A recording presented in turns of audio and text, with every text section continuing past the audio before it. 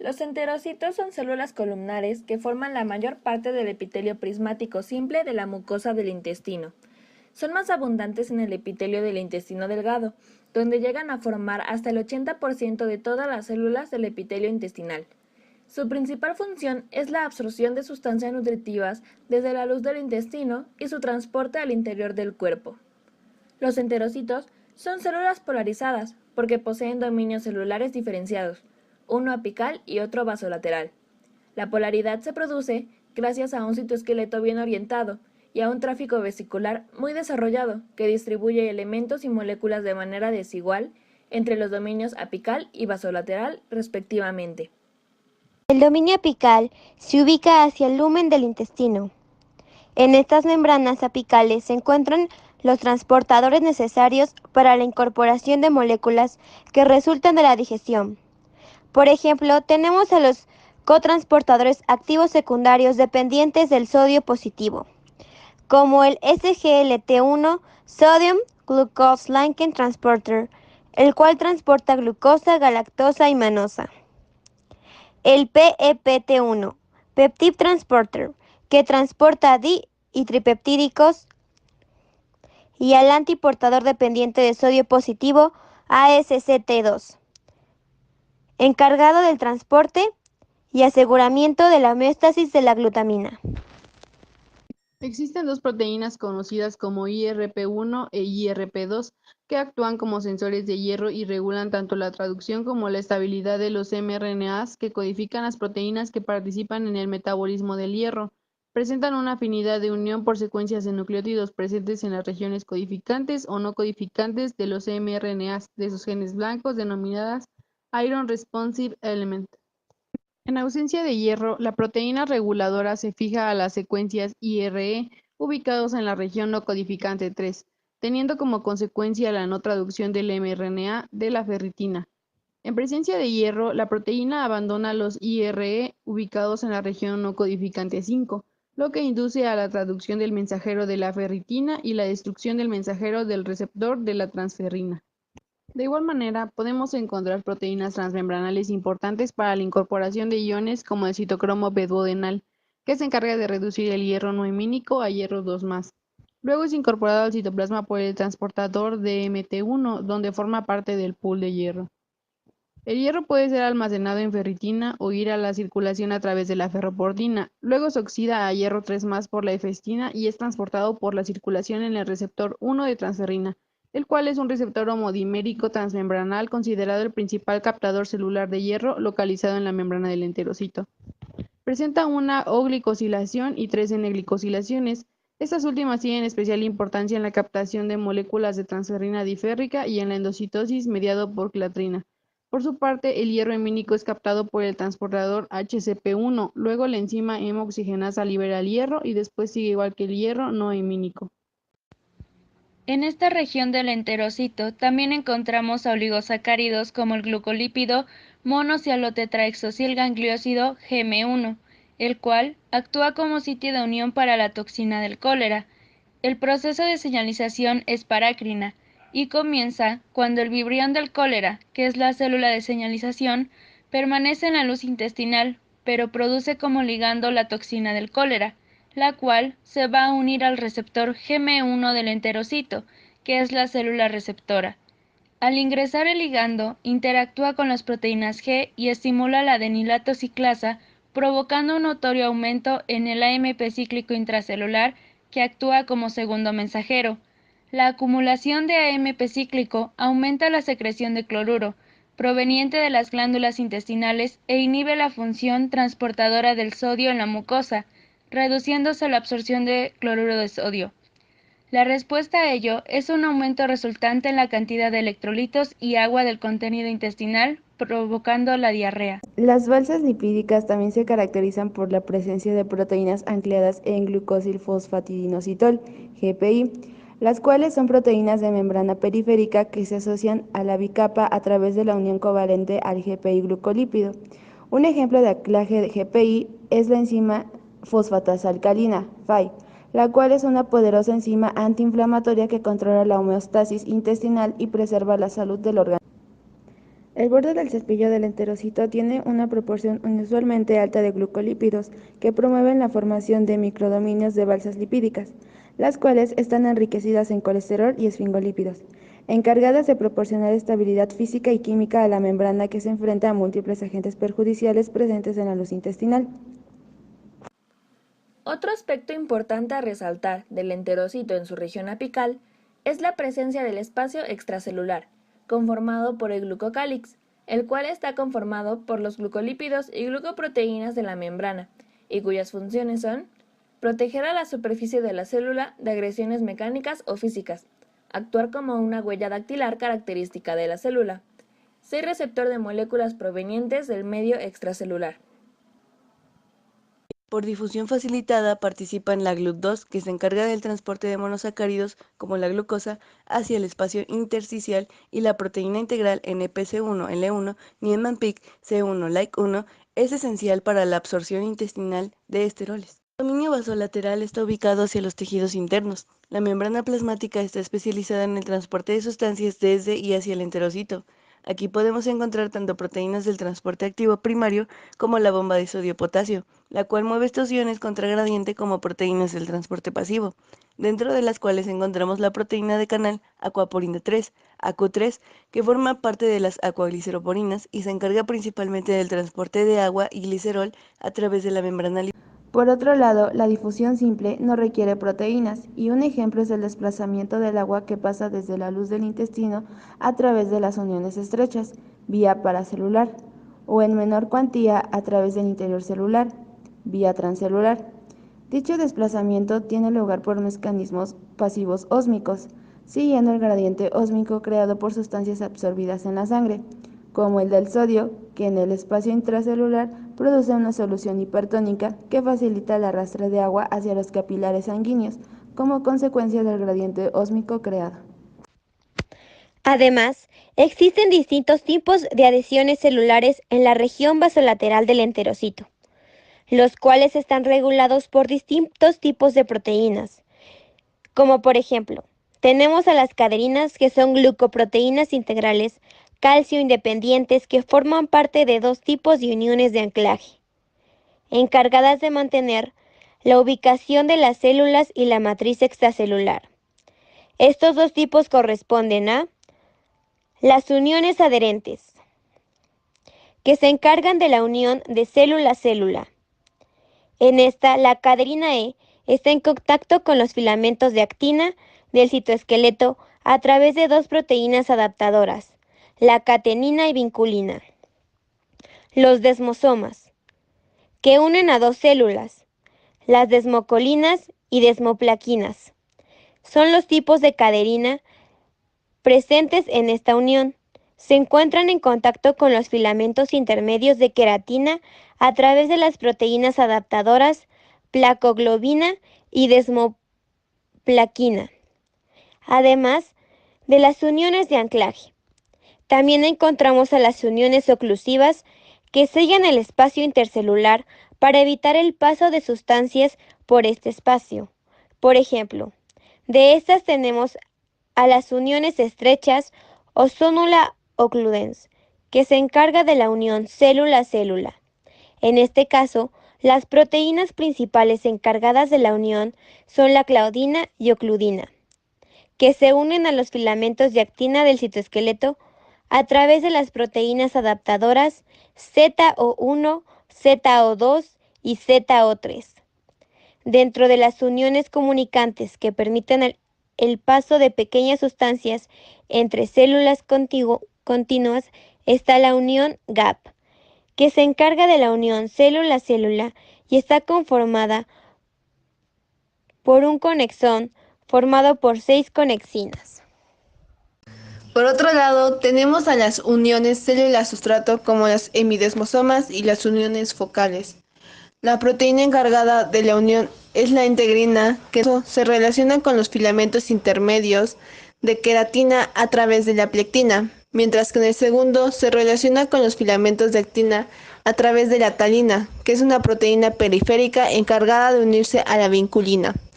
Ambos se encuentran en la región basal del enterocito y se encargan de la unión de célula matriz extracelular. Esta última está conformada por 4 proteínas importantes que forman una especie de red y en el caso del enterocito son el colágeno tipo 4, constituido por 3 cadenas proteicas largas alfa 3 y alfa 4 y alfa 5, que se enrollan entre sí formando una red extracelular flexible y proporcionando a la lámina basal resistencia a la tracción. La lámina 5 es una proteína heterotrimérica que contribuye a la arquitectura de las membranas basales y media en la adhesión celular, el crecimiento y la migración de la diferenciación. La fibronectina tipo 2, dominio contenido 3-alfa FNDC3A, involucrada en la adhesión celular, el crecimiento, la migración y la diferenciación.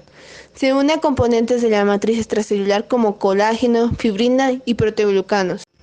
El proteoglicano perlecano se une tanto a la lámina como al colágeno tipo 4. El glucosaminoglicano GAG del perlecano es el heparansulfato, compuesto de ácido glucurónico, GICA y N-acetilglucosamina GLCNAC.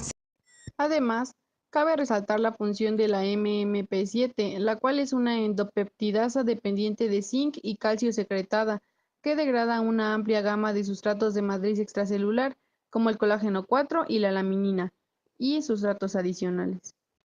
Como ya se mencionó con anterioridad, las adhesiones se llevan a cabo entre proteínas que se unen con elementos del citoesqueleto, los cuales comprenden a los microfilamentos que se encuentran en la parte central de un microvilli.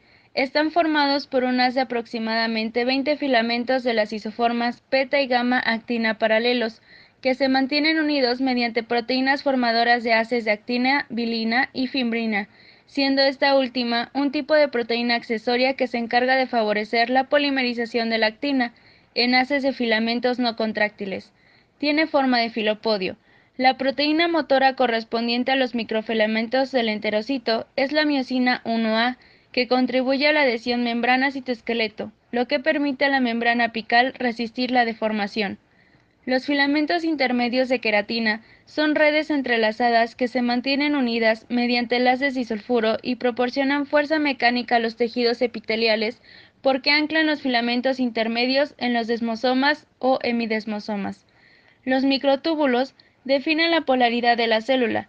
Sus proteínas motoras incluyen la dineína, la cual participa en el movimiento de vesículas COP2, como en el caso de transporte de lípidos desde el retículo endoplásmico rugoso hasta el aparato de Golgi, y la quinesina KIF17 de la familia 17, la cual actúa como un transportador selectivo de los factores que regulan la estabilidad de los microtúbulos y la polaridad celular. También participa en la movilización de las vesículas de lípidos recubiertas con clatrina que salen de la célula. En cuanto a su ciclo de vida, como los enterocitos están en contacto con sustancias tóxicas y sufren daños continuos, en vez de repararse, son renovados constantemente. El ciclo de vida de un enterocito comienza en las profundidades de la cripta del Lieberkühn y termina en la superficie de las vellosidades del intestino delgado por apoptosis. En humanos, el epitelio intestinal es renovado completamente cada 4 o 5 días. La célula madre que se divide activamente procede de una secuencia de fases llamada el ciclo celular. Inicia con la fase G1, donde hay un crecimiento celular. Posteriormente, durante la fase de síntesis, fase S, el DNA de las células es duplicado. Después, en la fase G2, donde se sintetizan proteínas por la mitosis, la célula entra en fase M, la cual se divide al genoma por igual en los extremos opuestos de la célula y este se divide en dos. Finalmente, la célula madre sufre una detención del ciclo celular y comienza el proceso de diferenciación.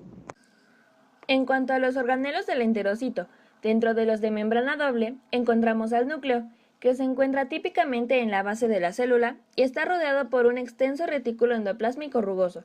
Es grande y ovalado. Además, posee 1 a 2 nucleolos.